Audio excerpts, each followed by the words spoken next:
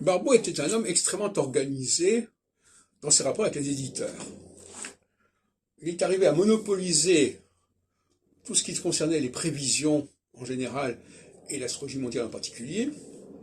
Je vous signale par exemple les prévisions astrologiques pour le nouveau millénaire, paru chez Dangle, mais j'ai signalé déjà bien d'autres prévisions, bien d'autres documents, comme par exemple en 73 pour le cycle supplémentaire dans l'astrologie, en 93 l'avenir du monde, sans parler de tous les ouvrages parus chez Fayard en astrologie mondiale, je n'ai pas sous la main, et qui ont succédé dans les années 90, 95.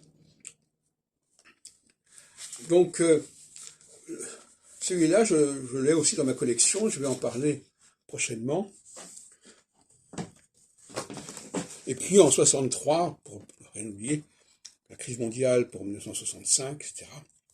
Donc il y a une espèce de monopole de Barbault. Il avait certainement un très bon secrétariat, une très bonne organisation de relations avec le milieu des éditions. Et on peut dire que d'une certaine manière, André Barbault est un phénomène d'édition. Tout comme Nostradamus d'ailleurs aussi.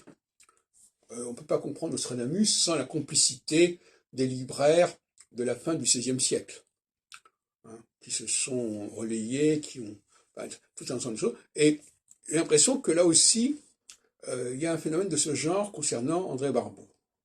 D'ailleurs, j'ai mis en ligne il y a quelque temps un ouvrage qui s'appelait « Les légendes dorées du prophétisme de Nostradamus à André Barbault ». Vous pouvez trouver sur Scribd.